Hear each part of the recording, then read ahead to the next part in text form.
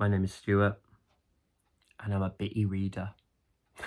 Hello everybody, and a very warm, loving welcome back to The Library is Open. So I hope you brought your library cards, my darlings, because you are going to need them. Because yes, after a 2-week hiatus, the library is back in business. So yeah, I've been off the radar for about 2 weeks. I don't know why I have to announce that like I'm Lady Gaga or something. But if you did miss me, thank you. And I'm back now, so that's cool. And if you didn't, then, well, never mind. Disregard the above. But you last saw me in new footage when I completed the Waterstones Deansgate Summer Reading Challenge. And I decided to have a fortnight off making videos after that. Not only because it was quite full on, but also because I started my new job, which... those of you who don't know, who are new here, I'm a university lecturer, and I recently received a promotion to a more senior position at the university. So I've been kind of doing that, and it's going really well so far. Thanks for asking. But this is the end of my second week when I'm filming this, and it's been a lot, but I didn't want to abandon you because I love this channel. I really do.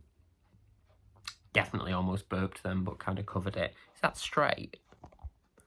Well, I'm not, so why would it be? So I'm kicking back here. It is a Saturday, and I'm drinking from my very lovely brand new SASS and BELLE mug. It's not a paid promotion, I just really like them. And I'm drinking some Bird and Blend Great British Cuppa, which reminds me to shout out the wonderful Charles Heathcote, whose latest book just came out, by the way.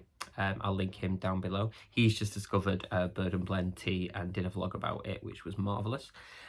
Also like to shout out, please, I'm going to Charlie Brooke, who's another wonderful booktuber, and I will link her channel down below too, because she shouted me out, and it was really, really nice of her and very kind, so I want to return the favour. So go subscribe to both of those people if you haven't. If you like the kind of content I make, odds on you'll like theirs too. So yeah, with all the kind of stuff that's been going on work-wise and so on and so forth, I've been kind of reading, but what I've noticed is after the kind of full-onness, that's a good phrase, isn't it, of the summer reading challenge, and also, you know, the increased workload. It's not a moan, just an observation, by the way. Just move that candle. It was perilously close to a wire there. Awkward. I don't want to be a statistic, thank you. I've been reading consistently, but not to the same kind of, I guess, or not in the same, as voraciously, let's say. So I've been really, really taking my time. And as such, I've actually found myself reading kind of several books at once, which is... I'm not going to say that I don't normally do that, because I usually have a book for bedtime and a book for during the day, but this time I'm kind of juggling 3 books, and I'm wondering if that's something to do with not wanting to commit, particularly if they're large books, but also to do with the material. I'm wanting to give it its, you know, kind of like equal or fair kind of weighting, I guess, would be a thing. So I've started calling myself a bitty book reader. Not to be confused with, you know, the infamous sketch from Little Britain. If you know, you know. If you don't want to. But I just thought I'd have a little chat, because and just tell you about what I am reading at the moment, just in case you're interested. I did read, funnily enough, on a blog, sorry, the other day. You can't read a vlog. I suppose you can if there's subtitles. But I did read that one of the books in particular, you should take your time with, apparently. I don't know who makes these rules, but apparently it pays off if you take your time with it, so that made me feel a little bit better. So one of the books I'm reading that I want to tell you a little bit about is, and this is kind of a holder vlog, by the way, because we're about to kick into sort of Halloween season, and I've got a sort of special kind of video project planned for that, so you'll see that soon. But yeah, so in the meantime, what I'm reading, first and foremost, is this. This is Babel by R.F. Kuang. I hope I'm pronouncing that correctly. I think I am. I saw a video the other day, and I think I am. But this is the lovely author in her headshot. And this is called Babel. I keep seeing people call it Babel, but I'm pretty sure it's Babel, as in Tower of Babel. although that did derive from Tower of Babel, so I suppose fair enough, but, you know, I'm finicky. So this is called Babel and Arcane History, and this is quite a chunkster, these beautiful black sprayed edges. What I love most about sprayed edges, sidebar, is that the pages sometimes stick together and you have to crack them, and I love that. It's simple things, isn't it? But this tells the story of our protagonist. Basically is Robin, who's a young boy in China, and he is taken from his family who have passed, no spoilers, this happens really early, by a professor from Oxford who works in Babel, which is it's a mythical part of Oxford Uni, one of the colleges there, that works in translation. So this is a kind of heightened or pseudo fantasy of the kind of Victorian era, where words essentially have magic, and magic can be affected by what they call silver working, which is when you understand words enough, you put two words with a similar root, etymologically speaking, on a piece of silver, and it makes things happen. But it's all about, you know, kind of like translation and stuff like that. But he meets this group of four including him, and they are all studying this, you know, they have their own language specialisms and stuff, but then they begin to suspect that the silver working trade is corrupt and essentially enabling the British Empire by withholding resources from other people. So it's essentially rooted in truth with a slightly fantastical bent to it, if you will. I think this is really, really interesting. Not just for the stuff, like, I love anything that's set in academia, because I'm a nerd, and it's a busman's holiday. Although I don't really work in academia in the same sense that, like, you know, non-creative subjects are academia. But also I'm liking the fact that it's a heightened version of the reality, as I say. So everything, you know, the facts in here about the British Empire and stuff like that are absolutely true. And, you know, I think now is probably as timely a time as any to kind of delve into that and make sure that we're aware of the truth and not just the party line, if you know what I mean. So, but I'm really enjoying this. So I'm about this far through. I've been reading it for a couple of weeks now, and I just keep dipping in and out, maybe doing a chapter here, a chapter there or something. But actually, I think the person who said it paid off to read slowly was correct, because I'm sort of finding a lot more, I don't know if I'm finding more detail, because how would I know unless I'd read it twice, but I think I'm appreciating the detail that goes into it and giving it the weight of those, you know, historical facts alongside the fictional story. So I hope that makes sense. And I'm contrasting this, funnily enough, with, and this is, I'll be honest, this is my first proper Stephen King. I've never read Stephen King before, and it's his latest, which I talked about in my upcoming anticipated releases. And I thought, you know what? I need to read a Stephen King book. I think I read like a quarter of The Girl Who Loved Tom Gordon many years ago. I'm talking, I think my mum had like a second-hand copy or something, and I read half of it because I couldn't find the book I was reading, and it was fine. But what I have noticed is there's this cliche about Stephen King that you always know what the women's breasts look like, and yeah, that's true. So I don't know what that's all about.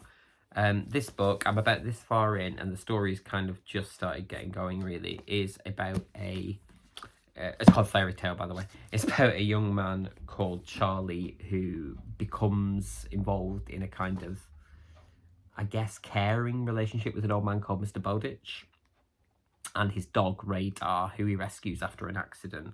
And he sort of inserts is the wrong word, because he doesn't do it in a kind of calculating way, but he ends up becoming a part of this old man's life and caring for him and stuff. And then when the old man passes, he discovers that he's been keeping a secret in the shed at the bottom of the garden. I don't know how much I should say. I think I probably need to say a little bit more, otherwise you won't know. Basically, there is a passage in the shed that goes to another world where there is a, from what I can tell so far, a mysterious affliction, sniffs, affecting the population of the world down there, which is Earth but not Earth, if that makes sense.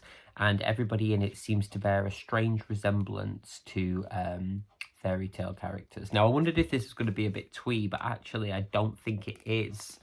Am I enjoying it? Yeah, I am. It's taking a bit to plough through, but again, I don't know if that's a reflection on the book or whether that's a reflection on where I'm at and you know, the kind of balancing act that I'm trying to do with these books. But I'll say one thing that is amazing though is that you find resonance between books that seemingly have nothing in common when you're reading them together. And I don't know whether it's because the resonance is actually there, you know, and it just so happened that you picked them up, or whether actually everything has resonance and it's just a case of finding it and contrasting it at the right time and realizing where that resonance lies.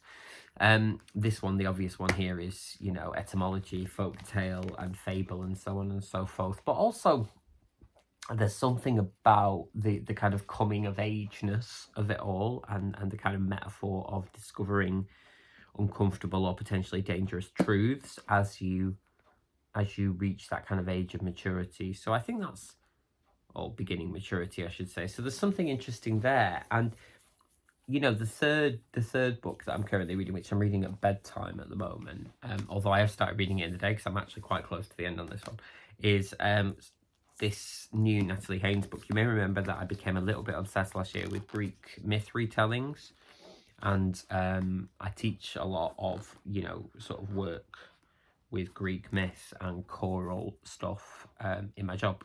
So, you know, I really like her retelling, and I think Natalie Haynes is excellent because she has this radio show as well called Natalie Haynes Stands Up for the Classics, I think it's called. Yes, it is. It's on Radio 4 in the UK. You might be able to get that abroad, I'm not sure. Where she sort of looks for, you know, why Greek myth in particular in this case is still important and what kind of ancient myths and wisdom or lack thereof have to tell us. So this is Stoneblind, which is the kind of untold story of Medusa, and it's told through like a sort of series of vignettes from loads and loads of different characters, some of which are directly involved in Medusa's life and some of which are kind of on the sidelines of it. And what it does is it sort of skips around loads of different viewpoints, and some of them are in direct address, some of them are more descriptive in the third person, but it's really, really compelling because it feels like a soap opera, which is what I always tell my students that Shakespeare is. And I don't see that that's not a criticism, by the way. I think soap opera storytelling is actually some of the most sophisticated storytelling in the world. Shocker. I really do. That balance of all the elements that are required to sustain audience kind of commitment and interest. But this as well, fit. But this, you know, and I think what a lot of people that are retelling these days, Greek myths in particular, are doing is trying to reclaim the stories from being cautionary tales by like the patriarchy into giving voice to the women who are often subjugated and used as kind of cautionary tales in Greek myth to make them behave. And this is actually giving voice to the people who had no real voice at the time. So this is really good. Also, I think the iconography of Medusa is such that, you know, the kind of head full of snakes is just, you know, that's a piece of popular culture that everybody recognizes, isn't it, instantly. So yeah, I'm really enjoying this. I'm hoping to finish this today, actually. But again, you know, there's something about the fact that, I don't want to spoil it for you if you don't know the myth or the book, but there's something about the way that Medusa is cursed in her maturity, as it were, that feels like a kind of reflection of the other two books in terms of that kind of disciplining of burgeoning, I don't want to say sexuality because it's not necessarily that, but that kind of, I guess, desire maybe is a better word, or coming into one's power sort of thing. That, you know, there's resonance everywhere. The carpet positively smells of it. That could be Ajax, but hey ho. So yeah, that is what I'm reading at the moment, and I'm having a nice time. I'm really not wanting to. I'm not finding myself compelled to rush through what I'm reading. Not that I normally rush per se, but I don't know. I can't explain it, but I'm pacing myself. Let's say pacing myself, shall we? And kind of weaning out the story, as if I don't have a massive TBR to read, but that's a different question entirely. So There you go, my loves, little update. In my new specs as well, do you like? From Specsavers, I wanted something kind of professorial. And I did that thing, so at Specsavers you can get like one pair for cheap and then like another pair for free. Only obviously not free because it's calculated, but hey ho. But anyway, so that's what I'm doing. So I just wanted to let you know, but do keep your eyes out for the Halloween content that is coming very, very soon. I'll do an intro video and then some wrap-ups every week. No spoilers. And also keep your eyes out for the new book club selection, which is coming very, very soon. This week, in fact, I think, because our meeting is tomorrow, so by the time I posted this, it'll be this week. But in the meantime, put your library cards somewhere safe, my darlings. Drop a comment below. Let me know what you're reading at the moment. Are you having a bitty book phase? Or are you proper steamrollering through your TBR pile? I'm always interested to know, and thank you for continuing to support the library, because it matters to me, to us, to the community. So yes, put that library card somewhere safe, for the library is now closed for the time being, but I will see you again very soon, my loves. Take care of yourselves. Mwah.